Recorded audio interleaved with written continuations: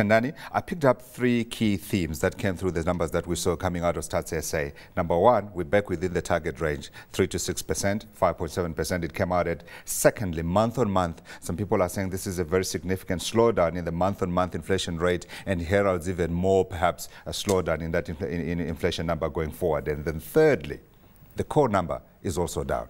What did you pick? Well, the same things as you did. The core inflation hasn't really been a challenge all along.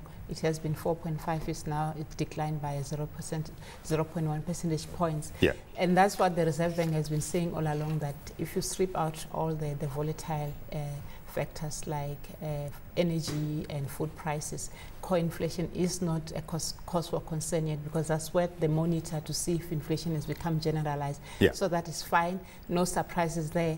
However, the month-on-month figure went down a bit more than expected. We were expecting around 5.9%. It came down even less than what we expected. True. Mainly because of a moderation in food prices. I guess for me, what this does is that it's going to add fuel to the fire for those analysts who are calling for a rate cut by the Reserve Bank. Are you in that group? I wasn't, still am not for the time being. Why are you not in there? Because if we're citing all these numbers and all these factors and we're saying it's feeding into perhaps what may be a softer number going forward, yes, surely the bank must act. The Reserve Bank should keep its powder dry. Okay. If there's a significant deterioration in the economy, then they can use that. For the time being, there's enough stimulus with the low interest rates. Keep them low for longer, okay, and see if something comes out of Europe, and it doesn't look like we're going to see the European economy tanking as we had expected. It's still early days yet, but I mean, if there's a significant weakening in the economy, definitely the Reserve Bank is going to cut interest rate, but I'm not looking for the next meeting to announce a cut in interest rates. What's your forecast then when you look at all these numbers and all these factors? When do you see perhaps the bank being forced to act? Because some people are now saying, even given the outlook that we had, with these numbers now, we're likely to see inflation coming back even deeper inside that, that target range. We're expecting for the year that we're going to average around 5.8% for 2010. Okay. So that is still going to be, 2012, I'm sorry. That is still going to be within the target. But I don't think, other than the fact that the month-on-month figure declined sharply, there are going to be huge surprises coming forward. We already know that because of the under recovery, we're going to see a significant decline in the petrol prices. That is good news. However, the rand can still play into that despite the oil prices remaining low for longer because of the weakness in the European economy, the slowdown in the US and China and elsewhere. So I don't think we're expecting a significant change downward in inflation. Yeah. Now, you are the economist. Yes.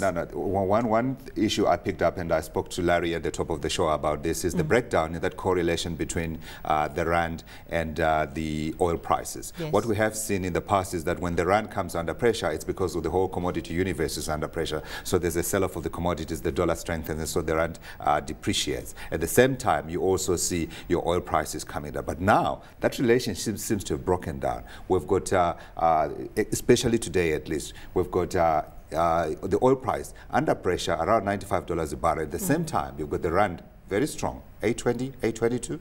My view is that my view is that part of the rand problems in the past few weeks has been mainly due to risk aversion. I don't think it was could mainly be attributed to commodity prices. What I'm saying, however, as far as the rand and inflation is concerned, I'm saying we don't know whether the rand is going to keep on appreciating. Should the rand decline, depreciate further, we're going to definitely not going to reap the same benefits that we would if the oil price was slowing down and the rand was strengthening. So I'm saying the rand going forward might still pose a risk to inflation. We still have administered prices which are quite high. So that is still going to, it's not something that has gone away simply because the numbers today came out looking as they did. This is just one data point for the month. Sure. So it doesn't make a trend. The summer is not here yet. Okay, okay. Now, Governor Marcus and her team, when they look at this, of course, they are in an economy which has got one of the highest unemployment rates in the world. 25% of our workforce is sitting at home and not doing anything. Now, when she looks at the numbers that she's seeing, when she looks at the inflation environment that we're looking at versus the unemployment situation, surely there must be something that says to her, actually, maybe we need to do even more accommodating than we are now. Don't you think she might be persuaded? Should she not be persuaded? I'm of the view that the Reserve Bank is not the only institution in this country that is going to solve unemployment. It's one of them. Let's assume it's one of them. It's not the only one. This is a structural problem about unemployment. Unemployment is not high because interest rates are too high. So cut down interest rate by 100 basis points, 150 basis points. Therefore, we're going to have unemployment slowing down. You need a change. Because if you talk to the role players, if you talk to employers, they will cite rigidity in the employment. I mean, in the employment laws, in the labor laws. COSATU won't even hear of that. COSATU won't even hear of that. You have an economy that is growing at less than 3%. We are forecasting 2.8 for 2012. That is certainly not enough to generate any meaningful change in employment. The best we can hope for is that we're not going to see further retrenchment.